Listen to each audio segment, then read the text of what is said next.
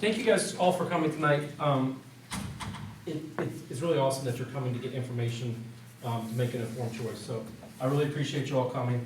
I think some of the other levies that they've had in the past, not that many people came.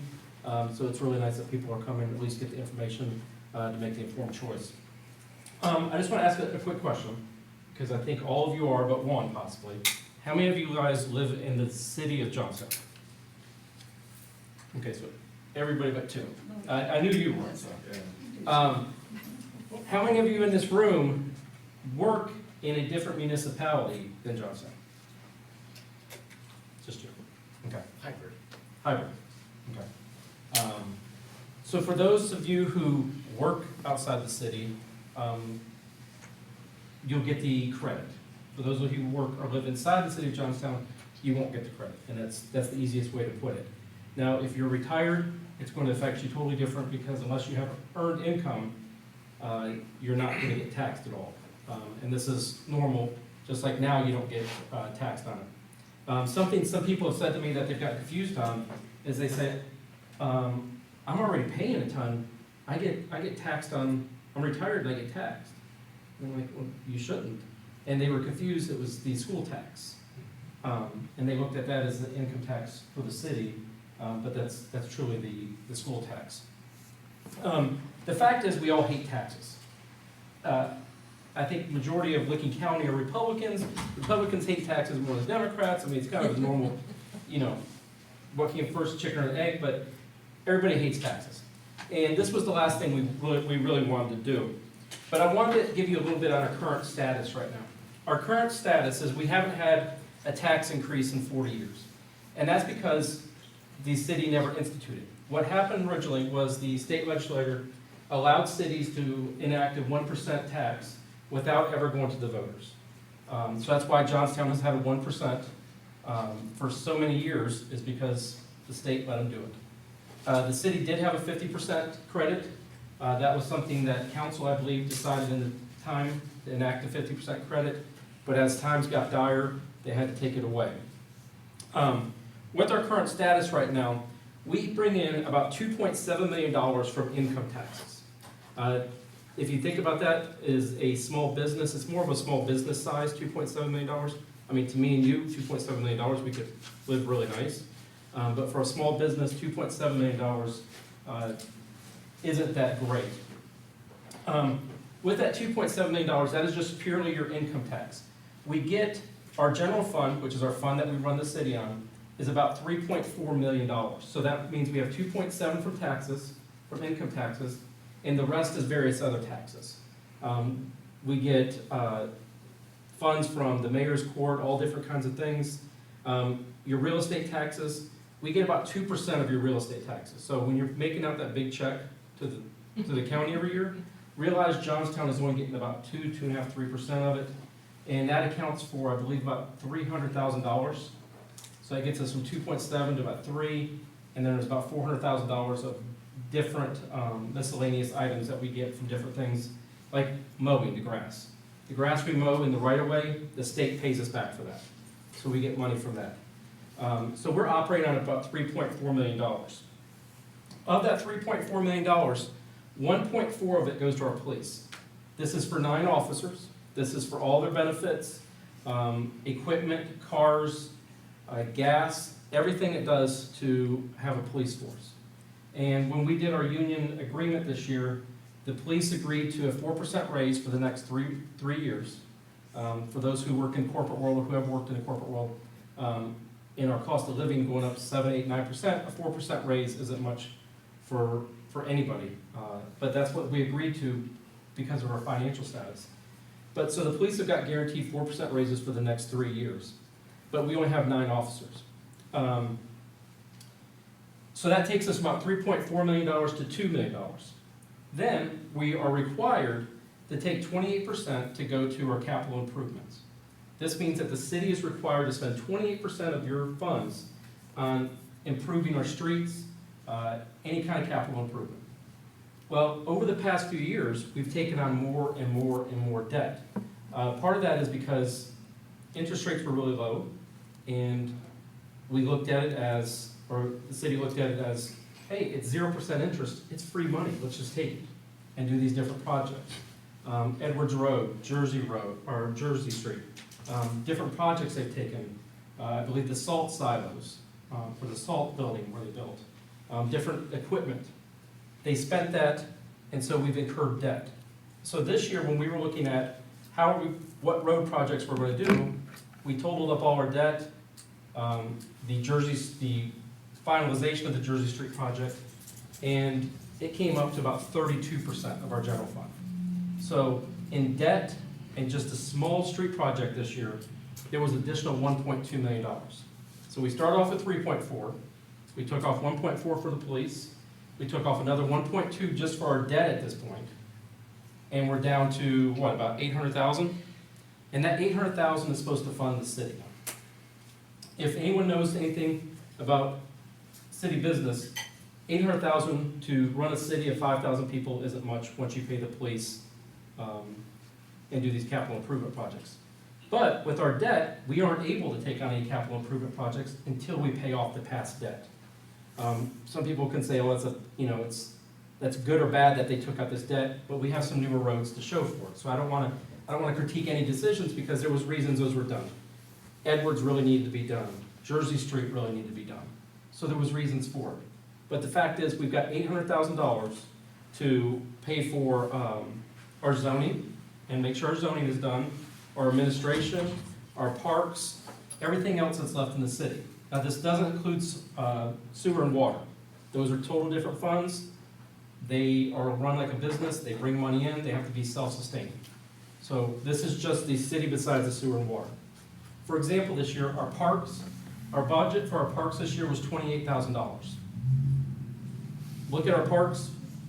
Once you mulch every year, fix up the swings, fix up things that are wrong, we're really not getting much with $28,000 for parks. And the parks are just a benefit for they're a benefit for the city. So if you're not getting much out of $28,000, there's nothing we can do to build more parks or more walkways. So that's the situation we're in right now. I encourage anybody. We have finance committee meetings on the third Tuesday of the month and on the first Tuesday of the month for about a half hour. It's a short one on the first Tuesday. But if you have questions about the finances, come, because that's where you can learn more about what's going on, how they're spent. But this year, our budget was strapped. Because of this debt, how much debt we've had to pay out, and how many transfers. So of that $1.2 million I showed you, it also includes transfers. And that transfers goes to other budget line items. So for example, the streets. The streets get in extra money, not counted in that $3.4 million, but they get in about $300,000 from license plate taxes and also your driver's license taxes, all those fees you pay. So they get about $300,000. And our budget for our streets this year was $560,000. So the city, well, that $1.2 million moved our $250,000 over to them. We're still short in streets, but that just shows you the money that we get from the state from license plates and driver's license and gasoline tax isn't enough to pay for our streets at this point. And with that being said, we've now taken over 37 and 62. The state was always responsible for those, so the paving this year is not counted. That's a prior project the state did, but snow removal, in the future, that is our responsibility. We will have to pay for the snow removal of those streets. And so as you can see, that money, the money we get from them is just not enough. But I know a lot of people have asked, why the 2.25% with the 75% credit? And many people will say, well, look, New Albany is 2%. You guys want to be better than New Albany? New Albany's, less than you guys. Why are you guys going so much? So the easiest thing to understand that is the city of New Albany has 12,000 residents. We have 5,200. They have 24,000 jobs in the city of New Albany for 12,000 residents. We have 5,200 residents with about 2,200 jobs. So they can afford to tax their citizens less because they have the jobs to support the city. Those jobs are what pay the majority of the taxes for them, or I would say almost all their taxes. For the city of Johnstown, our city is run on the backs of our citizens. That's just a fact because we don't have the jobs. And that's why we're encouraging more jobs to come to the south of town because hopefully they will be able to bring the finances in so we could take the burden off our residences. So the finance committee started looking at this last fall. We lost our finance director last year, and the city was kind of in a bind, and it fell to the finance committee to really start digging into the finances. And this is not to throw anybody under the bus, this is just normal, but when you have a finance director, the finance director prepares your budget, your reports, they give it to council, council looks over it, may ask a couple questions, that's good. But it really made us have to dig into the budget and look at every single line item. Dig into those line items, like why are we having this expense? What are we doing with this expense? And we were able to see the money we brought forward from the prior year, what we're bringing over the next year, really isn't enough. So we started doing that. When we started looking at this, we were told that this will never pass. Johnstown's never going to go to an income tax increase. And a lot of people said, Johnstown, we're just used to being broke. It's our nature. We're just going to be a broke city. We're going to scrap by like you're living in your 20s, try and just live off macaroni and cheese. That's the way Johnstown's going to be. So we worked with Rita on obtaining data, and we asked them, okay, give us some rates. 1.25, 1.5, 1.75, 2, 2.25, 2.5. We started looking at all these rates. We said, okay, we've got to institute a credit. There's no way this will ever pass, and it's not fair to all of our residents not to get a credit. Because as you know, most municipalities in Central Ohio, they give credits to their residents because most residents work outside of their municipality. So most people work in Columbus, Reynoldsburg, New Albany, Westerville, where they're paying 2 to 2.5%. Then they're coming home and paying an additional 1%. So we have many residents that are paying 3.5% taxes right now. And then we've got residents in Johnstown that are paying 1%. Now, while some of us may say that's not fair, others say, well, it's fair, we work and we live here. But we had to look at all the data. And when we started looking at the data, we decided, 1.5, that's not going to give us very much. We'll have to go out and ask the voters again for another vote or increase 5-10 years down the road. We wanted to find a number that we can say, okay, we're going to stick with this number, and this is going to give us enough money to be able to get us ahead, put some money in our savings, and get us ahead further in the future. Now, we went to 2.25 because when you annex land, when you do JEDs, different mechanisms to bring in land into the city, the township and the cities, or the schools, have to be made whole. So we wanted to have the extra funds that we knew that we were going to need to take care of Monroe Township or any other township that comes in our school district, so they weren't losing money in this. If the land gets annexed in or a JED, that they weren't going to lose money. So that's why we went to 2.25. And also the 2.25, even with the additional point or quarter point from New Albany, it's still a lot less because we don't have the businesses. So you can't compare apples to apples here. It's more like apples to zebras. I mean, it's just not even equal what other cities have.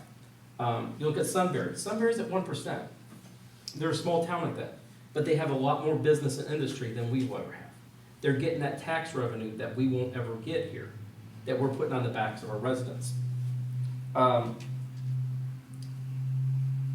Where our goal is to take that burden off the residents and put it on the businesses coming. So the residents that live here and work here, like myself, like many members on council who live and work here, we're going to pay more.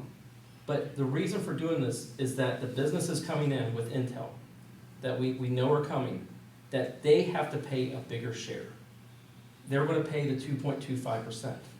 Because if they come here, it's not a business decision for them because it's the employees paying it. The companies are based out of other cities, states, so they're really not going to have the income tax on that, but it's the employees on their withholding. And we needed those employees to pay their fair share of living here. So that's the number one reason we did it, was to put the burden on the businesses coming so they can support Johnstown. We can't continue to have businesses come in and be like a baby and live off the parent. We need businesses to come in that are going to support the city. And that's a different approach that I think we've thought of in the past is any business or any development that comes in here, it can't be they're losing money and we're helping support them. It's gotta be they're breaking even, or even more, that they're providing more revenue to the city. We need that revenue that they come. So this 400-acre development, if it goes through, it's gonna make some extra money, but that money needs to be used so that area never goes down, that we can continue to reinvest in it, and that they also can contribute to Johnstown. But a lot of people say, oh, you're getting that 400 acres, you'll make money, you guys don't need this extra money. What happens when that 400 acres of business goes out of business? And that this part of Johnstown is being supported by that. We lose all that revenue then, if a business goes out. We can't be reliant on just that. So we have to build a different tax structure, and one that most cities in Ohio use. A big question is what happens if it goes through? So it's going to be, right now, we've calculated about an additional $1.5 million of revenue. And the big question is, where is it going to go? And everybody wants to say, well, I want it to go to this line item, I want it to go to this line item. The fact is, if it goes through, it's going to be up to council to decide. But what this council's decided, and the finance committee decided, and we've talked to many new council members like Dave Seelan here, who's going to be on council, is what areas do we want the city to focus on? And they were police, roads, heritage, and protecting our borders. So in talking to the police, they would like to increase the police force 2 to 4 members. So for an example, on Monday, from 2 o'clock to 8 o'clock, we had one officer took vacation, which every employee in the world is entitled to take vacation. He took vacation, but because how we're staffed, we had one officer on duty from 2 o'clock till 8 o'clock. Now think about that, that's rush hour. If one of these crazy trucks hits the bell downtown, gets hung up, that officer's gotta go deal with that. Okay, so we've got an officer dealing with that. Then, because traffic's backed up on 62, because everybody's trying to get home, hurry up, another person runs into the back of another person because they're on their phone not paying attention, like Louis. So they run into the back of them. So now that officer's got a truck hung up on the bell, they've got a car accident here, and then what happens if something else happens in town? That officer can't be in 3 places.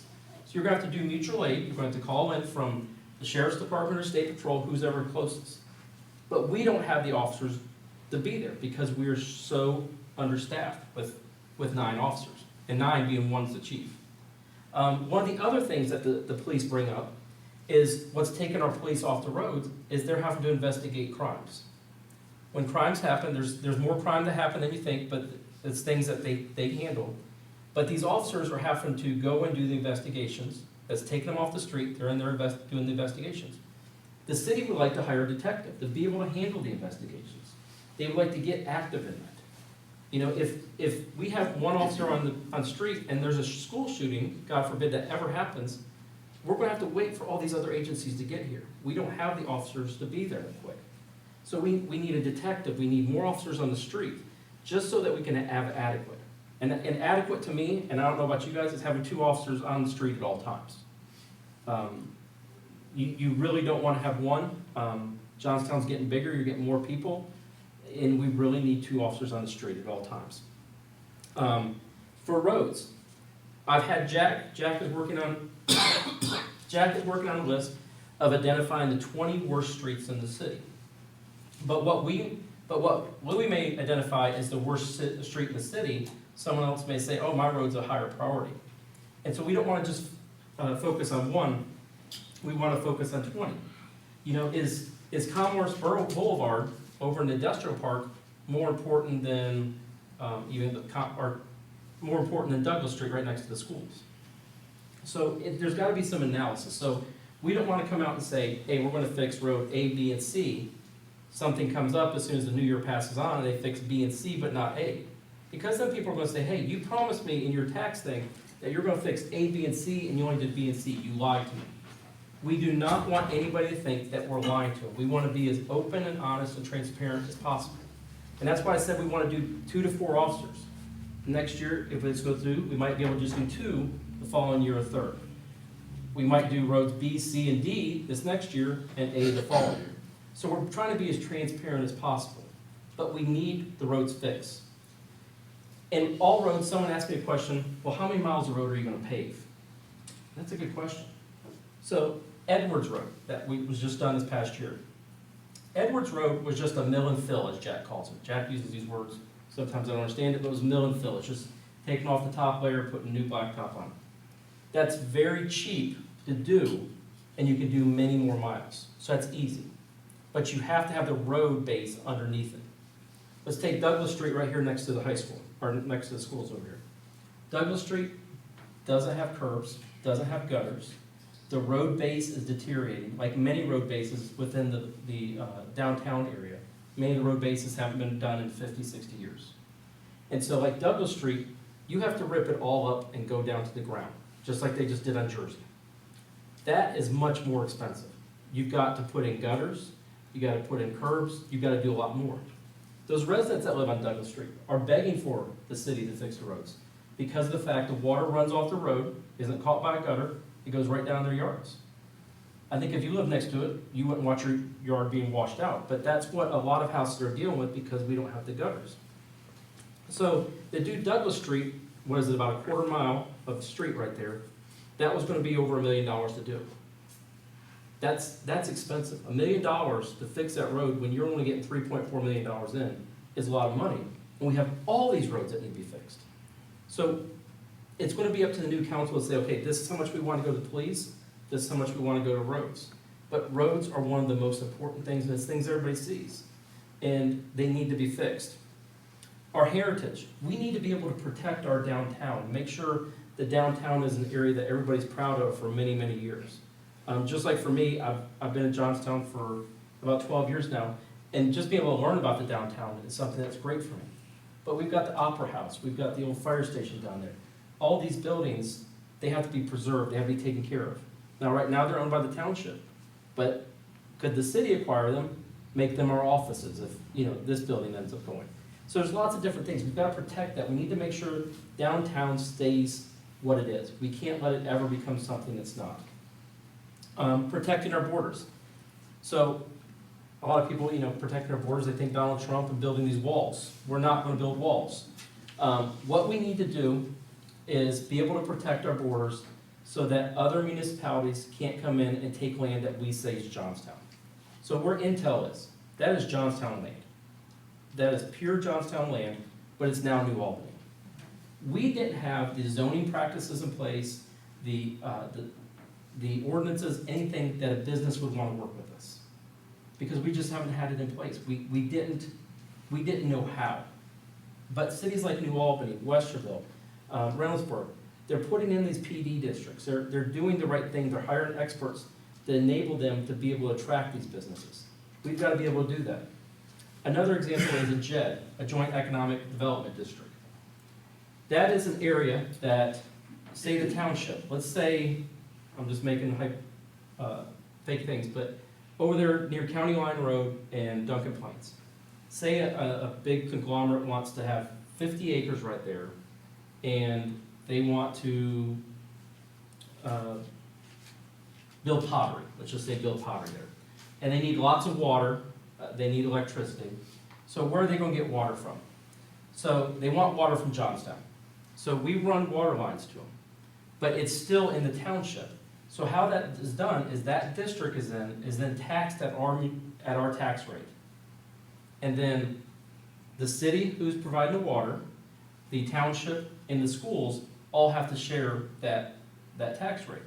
So if ours is at 1% and New Albany's is at 2%, the townships would be stupid to want to work with us because they're losing money. So when things like this happen, where we want land to stay in the township wants to stay in their area, but we have the water, we have to be better partners for them. And at 1%, they're never going to want to work with us. Columbus, if they came up through Harlem, 2.5, it'd be a lot better for them to work with Columbus. I mean, if you have two different job offers, they're the same thing, and one pays 100,000, one pays 50, you're going to go for the 100. I mean, it's just, unless, you want to take that one for some special reasons, but for the majority of people, they're going to take the cheap or the more expensive one. So that's what we mean by protecting our borders. Hiring the experts, being able to work with our townships much better, and give our townships the rights to be able to keep land in townships and not necessarily annex it in Johnstown. But what happens if it doesn't go through? I'm not going to doom and gloom you like, crime's going to sweep through the area, it's going to be awful. But Johnstown's gonna tread water. They're gonna be the same place it's been. Your services are gonna maintain the same or possibly go down because as things increase, our chlorine costs this year for water have increased substantially. As different things increase, you've gotta be able to increase with it. If you're a small business and let's take Vashon Diner and Tiffany. If egg prices go up, she has to raise her price for eggs in the morning to be able to keep up with it, to be able to have the same service. If she stays at the same price, egg prices are going up, she's eventually going to have to shut her doors because she can't keep up. And that's where Johnstown is. We've been at the same 1% for over 40 years. We've got to do something to keep up with all the areas around us, or those areas are going to continue to develop and swallow us. And I don't think anybody wants that. We want to keep Johnstown, Johnstown, and this is the only way that we see that we can do it. I encourage all of you to come to finance. We are starting the budget process. The next 2 months will be hot and heavy for budget.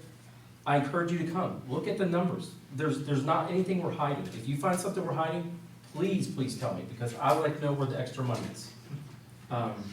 We've got to get a better handle on it. We've got to be able to hire the people we need. We need more people. We're so understaffed for zoning in all the different areas that we really need the right people in place to get the city moving forward. So I'm gonna open this up for questions. I'm open to any question you have. I'll try to answer it. If not, we have Sean's here, maybe a couple other people that can answer it for you. So, yes, sir. How much debt does the city have right now? If you're not counting sewer and water, I'm wanting to say like 12 million. I think that's light. I didn't bring any of my stuff. I can go over and grab the computer if you'd like. Yeah, if you can check Yeah, that out. I'll go. Just for the, not sewer water debt, but just city debt. Thank you for that question. Yes, sir. Donnie, it honestly seems like 1.3 is probably not enough when you consider that probably the changes you want to make to the police department are going to take up a third of that. And then one street's going to take up the remainder of that. And so what other funding mechanisms are you looking at to help cover some of these costs? We're hoping with more businesses, the revenue comes in. But what we didn't want to do is we didn't want to say, okay, we're going to raise it this much, and we're projecting these businesses coming in. With me, as an accountant, and when I project, I want to count on what we have now, not what we're going to get. So if more businesses come in, that's going to help us. And that would help us if the taxes didn't go up, honestly. But is it going to be enough? We have to get a place where it's going to be enough to fund the city. So is the 1.5, this, if it goes through, is it going to be enough each year? Things are going to not be as tight as they are now. We're going to be able to do a little bit more. But we're counting on being able to bring in more business to take that burden. So there's not just the job to, the citizen ratio is the opposite. It's 2,200 jobs to 5,200 people versus 12,000 people and 24,000 jobs. We've got to start turning that ratio and bringing jobs to the town that we're going to support the city.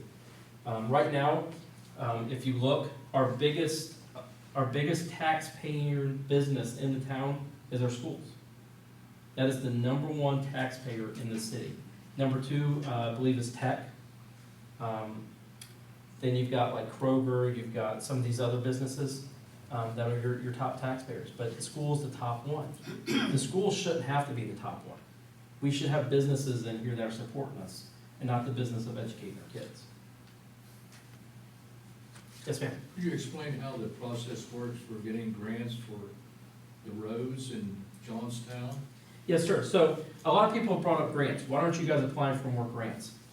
So a lot of the grants you apply for, we have met with we've met with AEP about grants. We've met with a couple different grant writers.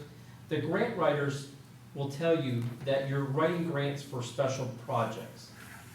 We got the splash pad grant. We got the amphitheater grant. But these grants require the city to they don't pay for everything. They'll pay for a portion. So the city still has to come up with the rest of the money to pay for it. So I think the amphitheater one, or the splash pad one, is $250,000. It'd be nice to have a splash pad for the kids. But $250,000, most splash pads are $750,000 to $1 million to have. Plus, you've got to fund the money to operate it every year, the maintenance, everything else. So while that $250,000 grant, well, that'd be nice to have, the city's gonna be wasting so much more money just to get that splash pad. Is that what we need? Do we want the 55-inch square TV right now, or do we need the roof over our heads? We need that roof. Now, the other thing with grants is with roads. When you do these projects, a lot of them have matching funds that they'll pay for a portion of it. So you do get some grants with roads, but you have to be able to take so much out in debt, and you have to have so much cash available to get these grants. Majority of grants are just not free money, you have to put something up with it. So while it's nice to get grants, you have to have the extra money to put with it to do it. So that's, right now, that's why we're not out searching for grants per se as much as possible, but if we were doing a road project, we'd be getting grants in right now. We've just shut down all road projects because me as the chairman of the finance committee, I wanted to get our debt under control first. It's like when you have a credit card at home and you start spending too much, you look at that balance and you're like, wow, I've got to throw that credit card away and just start paying it down before I ever start buying anything else on it. And that's the way the city is right now. We could take those free money, that 0% interest, but at one point you're paying back that $1 million, even though it's 0% interest. You still have to pay back $1 million, so that's why we've done that. Yes, ma'am, you have a question? Yes, thank you. So I understand how if someone, like you live in Johnstown, you work in another city, you will either have no increase or maybe a slight decrease because of the credit that you get. Yes, ma'am. And you had a figure up that said retirees would not see an increase. How is that possible if they're gonna be taxed at a higher rate of 2.5 if they're not getting the work credit? Are they taxed at a different rate, or did they get some So other exemption? retirees, you're only taxed on earned income. Okay, Retirees don't have, I'm not gonna say all retirees, 99% of retirees don't have earned income. Your retirement income, your social security, all that is not taxed. is that how it is currently? Yes, ma'am, that is how it is currently, that's how it's gonna continue. I believe it's Ohio Revised Code sets what you can and can't tax, and that's how it's set. So our retirees right now in the city do not pay any taxes to Rita, which is our administrator. They don't pay any taxes. Now, if a retiree retires, they go get a second job at Kroger, they're gonna be paying a tax on that Kroger income, but not the rest of their retirement income. And I have another question, but I want to see if anyone else had any other questions first. Okay, so when you're going to prepare your taxes, how, like I use a tax service, like a software to do it. How are they gonna automatically know that you're getting this, or how do you go about saying, hey, I live in Johnstown, but I work in another city and I need to get this tax credit? How does So that work out? I'm gonna say this, and Mary can probably agree with me. 99% of your tax preparers are going to know, they're, with your city taxes, with the state taxes, they list all the cities and what their tax rate is and if they have a credit or not. So when someone prepares your taxes, especially if you're taking someone that does a lot of Johnstown taxes, they're gonna know there's a credit or there's not a credit. No, I'm not so- talking about a person, I'm talking about like an online program. Yeah. Yes. Tax time. So most online programs are going to, they're set up, they know to look into the database if there's a credit or not. But yeah, that's a good question. Tax preparers know to look into the state guide to see if there's a credit. I'm guessing, I don't want to speak for computer programmers, how they write something, but I'm guessing 99% of the programs have a database that they're tied to the state to say, okay, does this city have a credit or not? Would you agree with that? Okay. Rita, when you file with Rita, that's where you'll see your taxes, the municipal taxes, and the credits. And so, just so anybody here who might have a question about Rita, She needs fired. she needs fired. Rita is the state's version of the IRS. Everybody hates the IRS, everybody hates Rita. They need to come up with a worse name. I hate to be named Rita in the state. So Rita is just the company that takes care of the taxes for us. So they collect a portion of our taxes. So this year, on the $2.7 million, they were paid $72,000 to do all of our taxes for us, to take care of it all. Now, some people say, well, why don't we bring that in-house, hire some people? For you to bring in, you're going to at least need 2 to 3 people for all the tax returns we have. You would need 2 or 3 people. You're not going to be able to pay 3 people with benefits for under $72,000 a year. And also the thing with Rita is they're tied to the IRS database so they can see if there's other income out there that you're not reporting. And that's a big thing. Unless you're tied to the IRS you don't know if someone's just lying and saying, hey, I only have this one W-2 when they have a couple more. So that's a reason to use Rita. Is she awesome? No, but that's what the state has, and that's why the majority of smaller municipalities use it.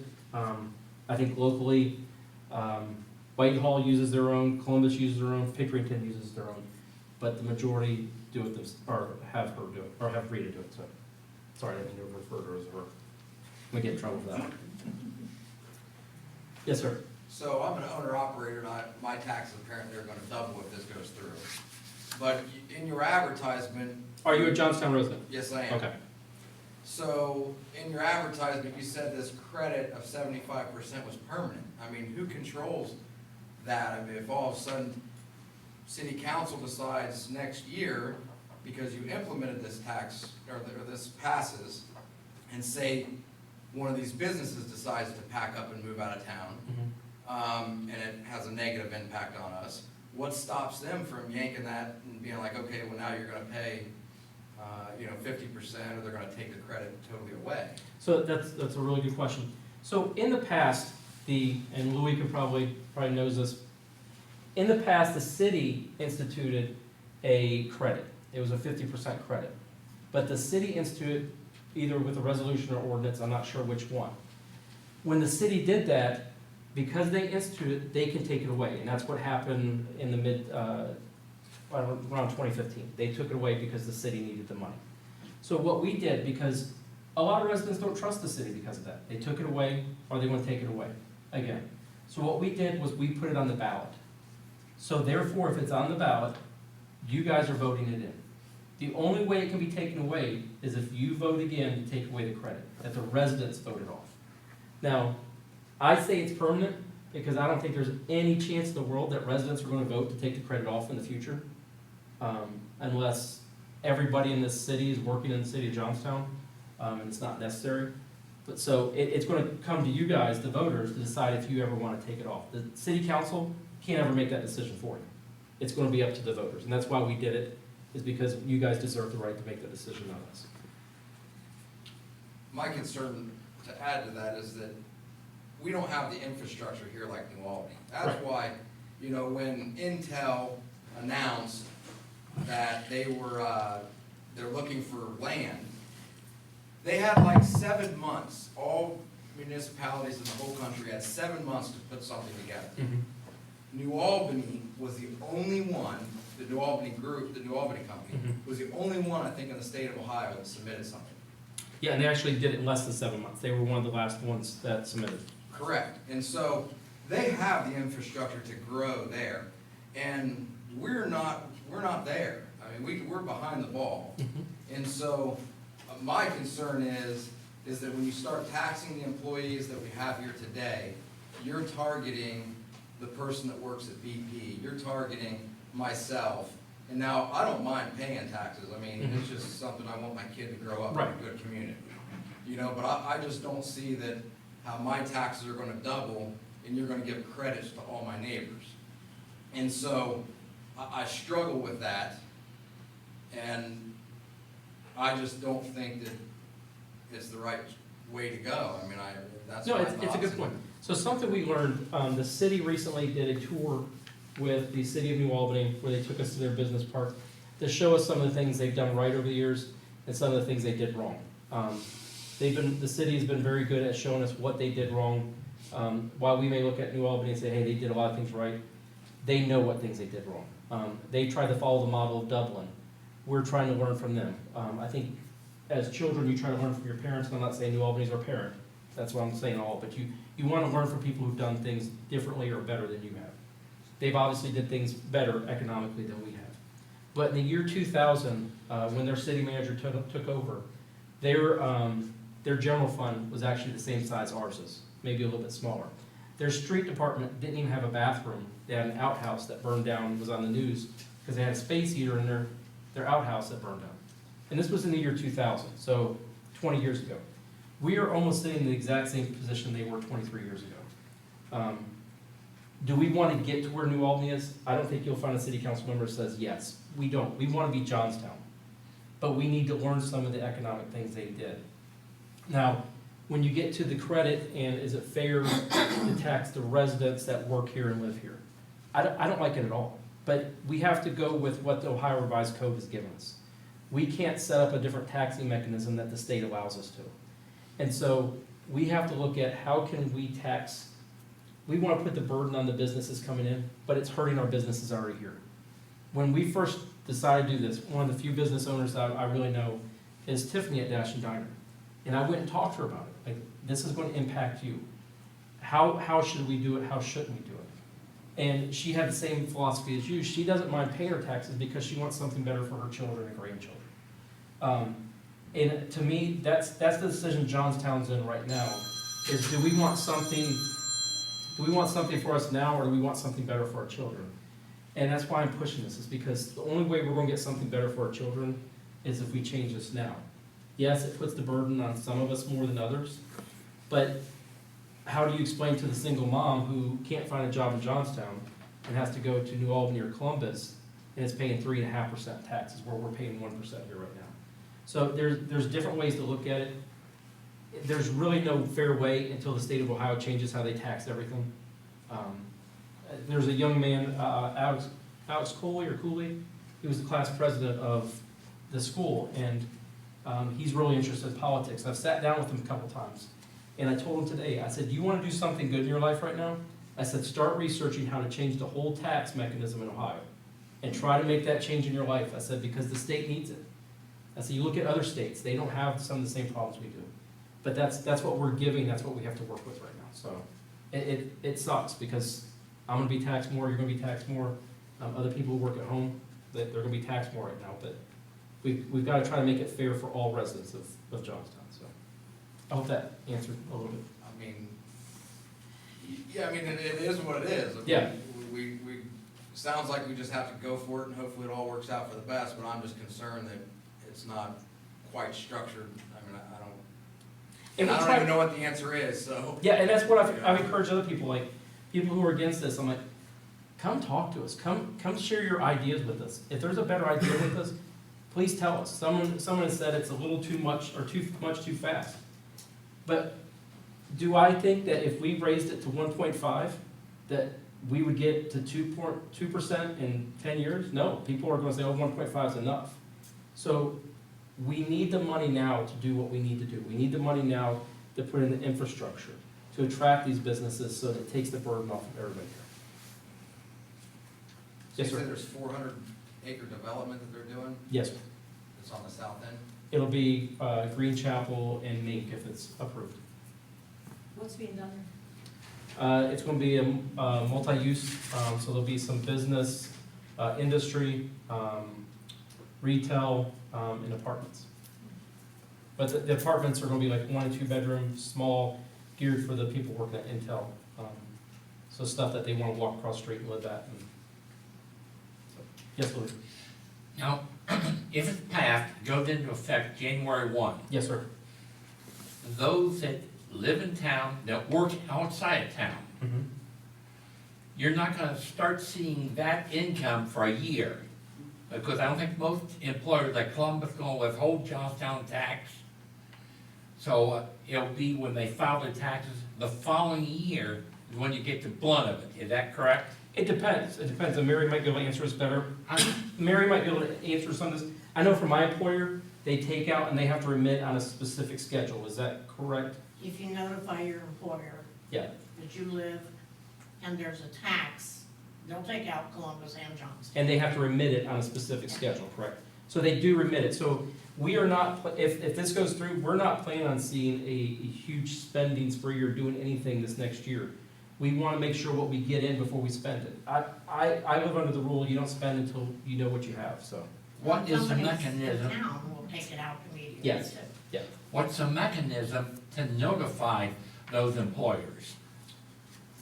I don't think that's, I don't know if there's a mechanism to do that. I don't, It's nothing automatic. Yeah, nothing It's just automatic. them going to their HR department. Yeah.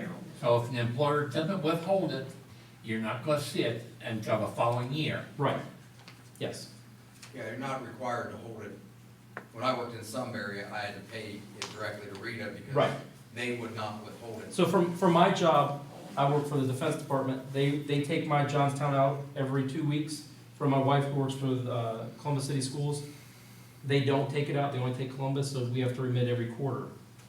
So it's different for everybody. Some employers are gonna change it. I think it depends on the size of the business, how well their HR department's set up. So you can't depend upon the glut No, and we're for not the following year. No. We are preparing our budget like the money doesn't come through until we see the money, so. You will not see any huge road improvements this year until we know the money's in. Yes, ma'am? You mentioned work from home, and it got me thinking, so if somebody works a hybrid schedule, let's say they live in Johnstown, they work in Columbus, but they're on a hybrid schedule, where they're in the office a certain number of days and they're working from home a certain number of days, is there an expectation that they're gonna, like, for the days they work at home, that's gonna be taken out of that credit, or, you know, are they gonna be expected to pay, like, Johnstown taxes for the portion of the year that they work from home versus in the office in another city? So,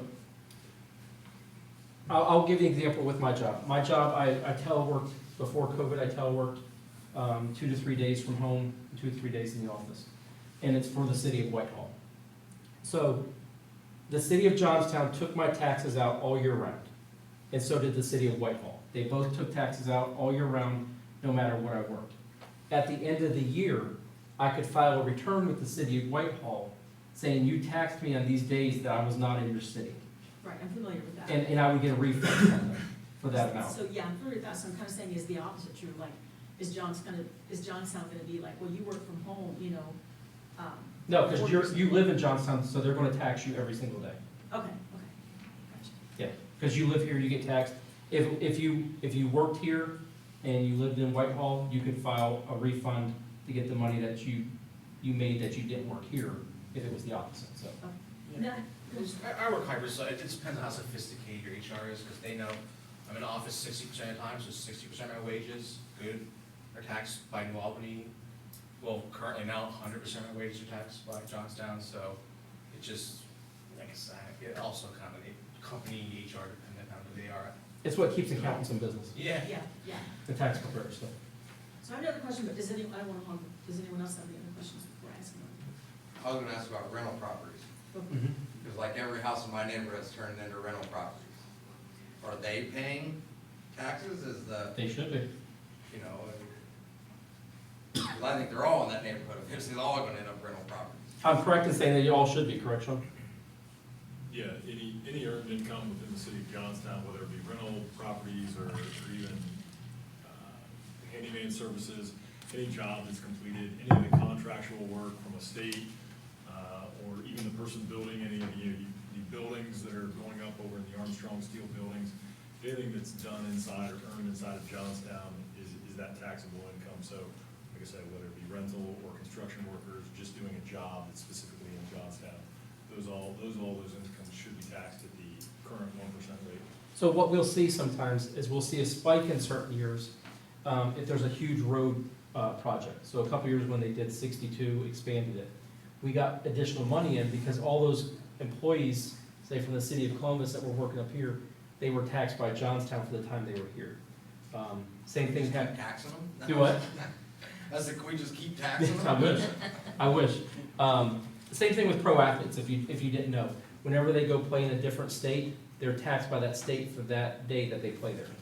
So it's just like if somebody comes here and works, they should be taxed on Johnstown, so. Again, it comes to the employer, how much the employer's reporting, but for construction companies like that go through the state, they're being taxed by Johnstown, so. Yes, ma'am. Are businesses, either current businesses or future businesses, are they currently taxed at 1% and that's gonna increase to? It depends. So, Mr. Leonard right here of LCRC, the Leonard's Coffee Roasting Company, so great place to go. He lives, I know for a fact, he lives in Gahanna. So while his business, his company is set up, he is, his taxing mechanism for his business, it runs through his personal. So he will go back to Gahanna and he'll get the credit for Johnstown. So he'll get a credit because he lives in Gahanna but works in Johnstown. But for employers who live here and work here, yes, their taxes it'll go up to 2.25 versus 1%. So it just depends on where the owner lives, is how they tax. And that's why I asked him where he actually lives, based on where his business is at, so. Yes, ma'am. When you showed the breakdown of how general fund money is used, you showed 1.2 million for roads, transfers, and debt. Is that only 1 year's debt? Yes. No prepayment No, of anything? that is what our payments are for that year. Okay. And as you do additional road projects, you're going to be issuing more debt?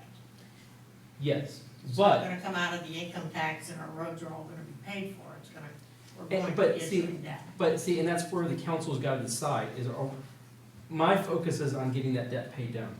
One of the things that the city has done in the past, and I'm not gonna say it's right or wrong, it's up to your decision, is say for like police cars. They took debt out on the police cars or on equipment, the trucks for the street. They took loans out for that. My philosophy is if it's in your department, your operating budget, your police car, your salt truck should come out of your operating budget and be paid for that year versus taking the debt and count towards our debt schedule. So we've got things like that that we're trying to pay down quick. There's some bonds that are coming closer being due that we can try to pay off and get done sooner.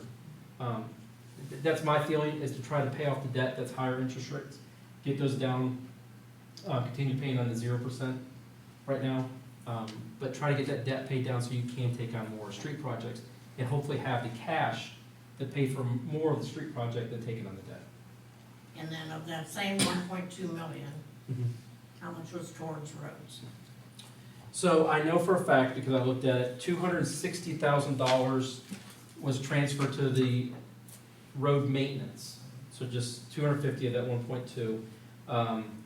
I would say the majority of the $950,000 was debt on road projects in the past. Or bonds. Yeah, I think it was a $3 million bond or something taken out a couple of years ago for the Salt Temple, and a couple other things, some things like that. So you think it's $900,000 a year? It's less than General that. fund for debt. It's a little bit less than that. Sure. I got you the numbers. if you want. Okay. Total debt, answer Franz Stein's question. Total debt at the beginning of 2022 was $4.476,000. That's the total debt. That's just general fund, correct? General Yes. fund, that is not water or sewer, and then debt service payment on those, principal and interest for the total year, you're looking at $495,000 annualized for the payment. That was 2022, you said? The beginning number was at the end of 2022, so beginning of 2023, your debt started at 4.4 million. At the end of the year, you're gonna be at about 4.1-ish at the end of the year. And some of those debts have a different amortization schedule and a different sequencing. As the mayor mentioned, you're looking at some that are amortized over 5 years for maybe police vehicles or a truck or something like that. So all of them are structured a little bit differently. I can get you the numbers of what's in that 1.2 million total. Yeah, because that's 250 for roads, 400 or something. 500 almost. Yeah, I'll look Yeah. and see what exactly all was in it. 'Cause I know that's- it was transferred to different funds, because we had to transfer to many, I'll look in the budget and get back with you tomorrow morning. Yes, ma'am. When will Jack have this list of the roads that He we're is, saying? he's working with, is it As soon as I LCAT? get it from EMH&T. Yeah, he sent it over to EMHT, our engineers, to start looking at the roads. But, you know, to me, one of the top priorities, one is Douglas, right next to the schools. That road is awful. Economically, it's Commerce Boulevard. You know, that's kind of a, in some people's eyes, that's a priority. But if you go down Pratt Street, some of these other streets, it's like a third world country over there with the roads. They're awful. So it's gonna take council looking at it and prioritizing what comes first, what comes second. And I think there's gotta be a mixture of some roads that can be just mill and filled, and some that are gonna be a total reconstruction. So that you balance it, so that you're not spending all your money on just a mile of road of redoing the whole thing versus not doing any new blacktop. One of the things I asked Jack to get, and he got it to me recently, was getting me a cost to re-blacktop every subdivision in here. Concord, Concord East, Leafy Dell, New Addition.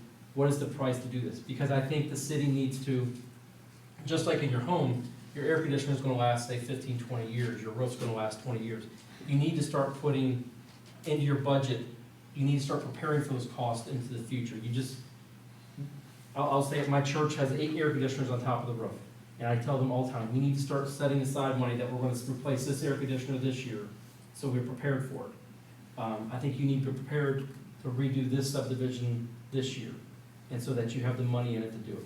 Yes, sir. Would you consider Central Station Drive a mill and fill? But this is getting pretty ragged too, I mean. I think it's listed as a mill and fill, but there's, I think what Jack said with some of these roads, some of them can be taken down a little further.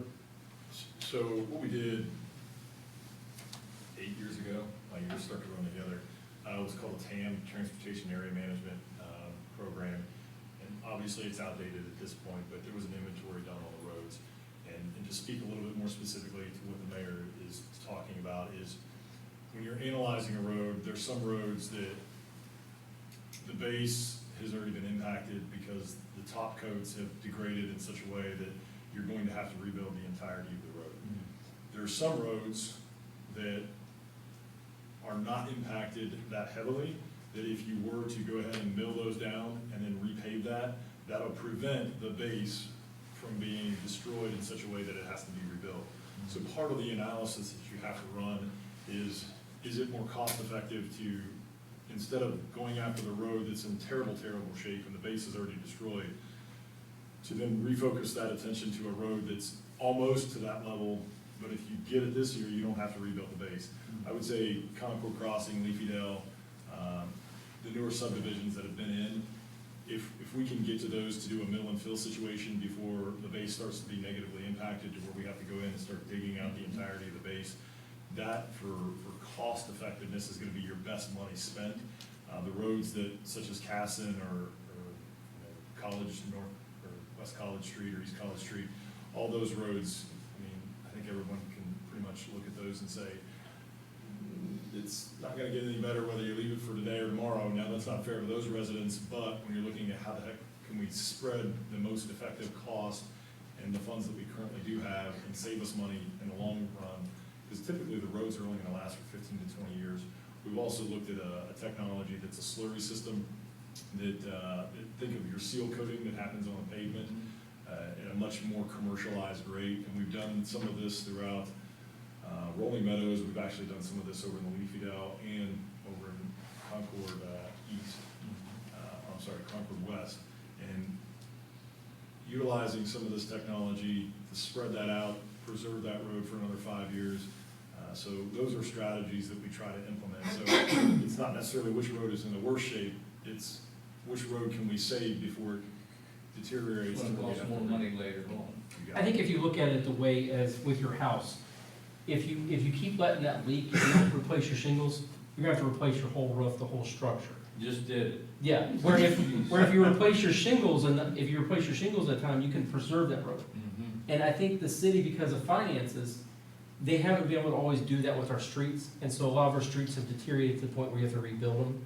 Where if we could stay on top of it, we can get a longer life out of them. And that's what we've got to get into, is more preventive than reacting to it later on. And I think that's, I mean, with anything in life, being preventive is a lot better than the other way about doing it. Yes, ma'am? Two of the most recent streets that were completely replaced, again, is Jersey, right? Mm-hmm. And Main side. Yep. And then, Concord. yeah. And they put these massive amounts of concrete in. Mm-hmm. I know pavement and grass is cheaper than concrete. The sidewalks are huge, they go from the curb all the way up. I don't know how wide they are, but why don't they just put a normal sidewalk in? I think, Curb. I think a lot of it is ADA requirements now, the size of the sidewalks are changed. Yes. Those are huge. That's more Jack question, I wish I could answer Yeah, that. if you drive down. Sean can answer. 5 feet minimum on the It's, 88. they're huge. 5 feet minimum on sidewalks now. Those are bigger. Those are bigger. It could be, and I don't know the circumstances of that, my assumption would be is there was gonna be a stretch in between the road and the sidewalk, and rather than having that filled with dead grass or rock or something along those lines, from a maintenance and an annual upkeep, they probably felt, I'm assuming, that just doing an extra foot of concrete rather than having some foot strip of grass or gravel or something like that would be more beneficial. That's an It's still assumption. the owner's property, they'd mow the grass. Could very well be the owner's property. I know some of those things exist in the right of way, some of them exist in the owner's property, so all those are variables that have to be taken into consideration. I don't know the circumstances on Concord Road, so I can tell you with the curbing, the concrete that's put in there, the necessary need for the curb, why not just pave everything and leave the curbs off? If you incorporate a curb, you then can channel the water that comes in a rain event, and it prevents your roadway from deteriorating from the side. So it's important to keep that base on the edges from deteriorating, and so that's the key piece of the curbing that goes in. It'll sustain the life of that road for a much longer period of time. The sidewalks, those are different conversations, but I can tell you with a curb, you're going to get a longer life out of the roadway project that you're putting in if you can get that storm water off the road into the proper place. And the curbs I understand, but when you go down Main Street, that is massive amounts of concrete going down the sides. Yeah, we can ask, we That, can ask and find when you out. say how expensive it is to do a road, a lot of Mhm. that's all that concrete. Yeah, oh, it is. So why would we do more than we have to do? I Oh, yeah. guess? Great question. Yeah, I'm not sure, because that was, what, 5 years ago? Maybe Jack can explain it. Yeah, I was thinking it's 5 years. Yes, ma'am. What is being done in town on 62 that's been holding traffic up at night? What are they doing right now? Okay, so, A lot of people Oh. are asking on Facebook, and I don't know. Yep, so- I'd like to know. so right now, if you guys have noticed, this summer, Sean was at the announcement with the governor. They announced, what was it, like $80 million of road improvements. But these road improvements, so at the corner of Mink and Duncan Plains, there'll be a roundabout. It's coming in 2028. So they're planning money out that far ahead. So the state planned pavement improvement on 62 and 37 many years ago, correct? Correct. What you're seeing is, it's gonna go all the way up the county line. It's, District 5, there's different districts for the state of Ohio, road projects. So this all transpired prior to Johnstown becoming a city. As the mayor mentioned, once we become a city, and I can give you an exact reference, I believe 2026 or 27, State Route 37 is gonna be repaved. The in-town portion of that, we are going to have to pay for some of that. What's happening now is 62 is having that same resurfacing done. I believe it started all the way out in Utica. So if you've driven out that way, you've seen the asphalt being milled up and then new asphalt being laid down. That'll continue all the way up the county line. They saved the last stretch. This wasn't our project, for it's seemingly the inside portion of Johnstown. In town. Yes, now, there was a request, dare I go there, I'm not on YouTube, so I will. I put a request in for that to be done at night to minimize the impact of the vehicular traffic during the day. And I called him last night at 9 o'clock, because I was sitting in the light, waiting forever. I'm like, why is it taking so long? He goes, yeah, I did. I turned around and went. Yeah. Yeah. He decided to do it at night to minimize the impact during the day, but So they're repaving 62, it's just a mill and fill is what they're doing. Okay. Yep. Why wasn't a police officer there directing traffic? Because I said, Because we only have one. Finally, my husband got out of the car and started directing traffic. I think that's, State project. Seriously. it's a state project, so There are no walkers out there. they've got people out there doing it, but yeah, it's a state project, so. They're about 17 years old. The guy that was directing by. Oh, okay, I didn't see anybody. Yeah. Yes, ma'am. You mentioned the police department being short-staffed. Is the fire department in a similar situation? What's their staffing? So this fire department is paid out of township funds. They're a township fire department. There was a new fire levy this past May or April, where a new levy was passed to enable them to build their fire department bigger. Captain, right? Captain Harrison is with the Monroe Township Fire Department. And so they're paid out of township funds, and that's why we don't want to shortchange our township, is because we're relying on our township fire department. Licking County is all township fire departments, I think, except for Newark has a city fire department. But everybody else is our townships. And our township goes from here all the way to down Beach Road, basically to the beauty park down there. So they've got a large district. Thanks for keeping us safe. Anybody else? One of the things I said earlier about preserving our downtown, Captain Harrison and a couple other people this summer decided to go downtown and clean up downtown. Because we've got grass growing up into the bricks that are along the sidewalks. It's really dirty. And, I spoke to Jack about that, about can we get power washing done on the bricks and the sidewalks down there? The city doesn't have a mechanism to even do that this time. We don't have a mechanism to bring water down there, the power wash and to clean those sidewalks. So it's things like that that we can't even keep up with what we have because we don't have the funds to buy, say like a gator to put a big water tank on it right now, to be able to do things like that. But that's what we need to be able to do. We need to keep that downtown nice. So that's just one example as I was thinking about, Captain here. Anybody else? Thank you guys all for coming. The goal of this is to educate people, whether you vote yes or no. That's your own personal decision based on your own finances. But I just want to let you guys know where we're at, why we need the money, and what our plans are in the future. So, yes, ma'am. I want to thank everyone that helped to present all of this because it's been very informative, and thank you for your service to our town. Yeah, I was a big no, and now I'm like on the fence. Oh, Yeah, thank you for presenting it to us. And that's yeah. Everybody's different. Your finances, my finances. It's just different for everybody. But it's important for everybody to see where the state of the city is. And that's why I encourage everybody, come to a finance meeting, come to a council meeting, see what's going on. You see so much and hear so much crap on Facebook. Come see what's really happening, and get involved. The meetings now? Do what, sir? Give the dates and the days for the meetings. Our next meeting is, what was Tuesday? Tuesday was the 3rd. So it is the 17th is the next finance meeting at 5 o'clock. Here again? It'll be here, yes. It's either in this room right here or next door, depending on how many people we have. It's in this building, it's just which office we use, so.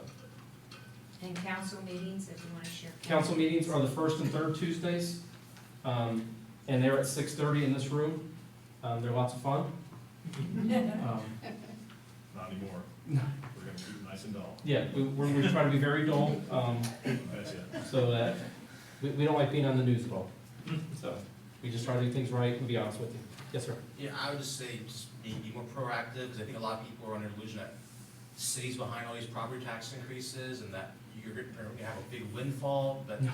yeah, I know, you have really nothing to do with that, so. No, and we're trying to find out more information on it, because a lot of our property values have went way up.